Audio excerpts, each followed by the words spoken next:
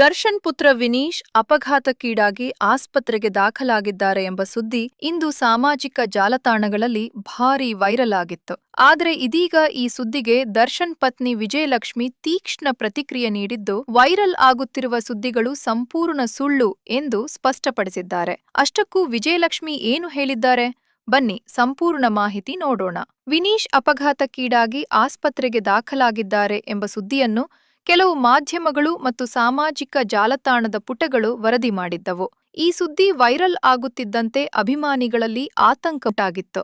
ಆದರೆ ಈ ಕುರಿತು ದರ್ಶನ್ ಪತ್ನಿ ವಿಜಯಲಕ್ಷ್ಮಿ ತಮ್ಮ ಇನ್ಸ್ಟಾಗ್ರಾಂ ಸ್ಟೋರಿಯಲ್ಲಿ ಅಧಿಕೃತ ಸ್ಪಷ್ಟನೆ ನೀಡಿದ್ದಾರೆ. ವಿಜಯಲಕ್ಷ್ಮಿಯವರ ಪ್ರಕಾರ, ವಿನೀಶ್ ಸಂಪೂರ್ಣ ಸುರಕ್ಷಿತರಾಗಿದ್ದುದು, ಆರೋಗ್ಯವಾಗಿದ್ದಾರೆ. ಅವರು ಯಾವುದೇ ಅಪಘಾತದಲ್ಲಿ ಗಾಯಗೊಂಡಿಲ್ಲ ಹಾಗೂ ಆಸ್ಪತ್ರೆಗೆ ದಾಖಲಾಗಿಲ್ಲ ಎಂದು ಸ್ಪಷ್ಟಪಡಿಸಿದ್ದಾರೆ. ಅಷ್ಟೇ ಅಲ್ಲದೆ, ಅಪಘಾತ ಸಂಭವಿಸಿದ ವೇಳೆ ವಾಹನವನ್ನು ವಿನೀಶ್ ಚಾಲನೆ ಮಾಡುತ್ತಿರಲಿಲ್ಲ. ಯಾವಾಗಲೂ ಇರುವಂತೆ ಅವರ ಚಾಲಕನೇ ವಾಹನ ಚಲಾಯಿಸುತ್ತಿದ್ದರು ಎಂದು ತಿಳಿಸಿದ್ದಾರೆ. ಬೆಂಗಳೂರಿನ ಟ್ರಾಫಿಕ್ನಲ್ಲಿ ಸಾಮಾನ್ಯವಾಗಿ ಆಗುವಂತಹ ಸಣ್ಣ ರಸ್ತೆ ಘಟನೆ ನಡೆದಿದ್ದು, ಎದುರಿನ ಪಕ್ಷವು ತಮ್ಮ ತಪ್ಪನ್ನು ಒಪ್ಪಿಕೊಂಡು ಕ್ಷಮೆ ಕೇಳಿದೆ ಎಂದು ವಿಜಯಲಕ್ಷ್ಮಿ ಹೇಳಿದ್ದಾರೆ. ಇದಕ್ಕಿಂತ ಮುಖ್ಯವಾಗಿ ವಿಜಯಲಕ್ಷ್ಮಿ ಕೆಲವು ಮಾಧ್ಯಮಗಳ ವಿರುದ್ಧ ಅಸಮಾಧಾನ ವ್ಯಕ್ತಪಡಿಸಿದ್ದಾರೆ. ವಾಸ್ತವಾಂಶಗಳನ್ನ ಪರಿಶೀಲಿಸದೆ ಅಪಘಾತ, ಆಸ್ಪತ್ರೆ ದಾಖಲು ಎಂಬ ಸುಳ್ಳು ಸುದ್ದಿಗಳನ್ನ ಪ್ರಸಾರ ಮಾಡಲಾಗಿದೆ ಎಂದು ಆರೋಪಿಸಿದ್ದಾರೆ. ನಮ್ಮ ಕುಟುಂಬ ಈಗಾಗಲೇ ಕಠಿಣ ಸಮಯವನ್ನ ಎದುರಿಸುತ್ತಿದೆ.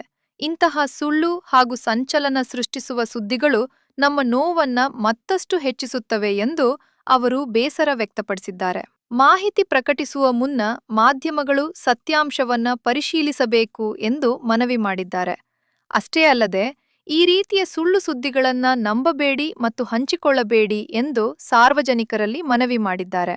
ಒಟ್ಟಾರೆ, ವಿನೀಶ್ ಅಪಘಾತಕ್ಕೀಡಾಗಿದ್ದಾರೆ ಎಂಬ ಸುದ್ದಿ ಸುಳ್ಳು ಎಂದು ವಿಜಯಲಕ್ಷ್ಮಿ ಸ್ಪಷ್ಟಪಡಿಸಿದ್ದು, ಈ ವಿಚಾರದಲ್ಲಿ ಕೆಲವು ಮಾಧ್ಯಮಗಳ ವಿರುದ್ಧ ಅಸಮಾಧಾನ ವ್ಯಕ್ತಪಡಿಸಿದ್ದಾರೆ.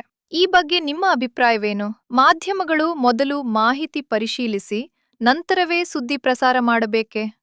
ನಿಮ್ಮ ಅಭಿಪ್ರಾಯವನ್ನ ಕಾಮೆಂಟ್ ಮೂಲಕ ತಿಳಿಸಿ.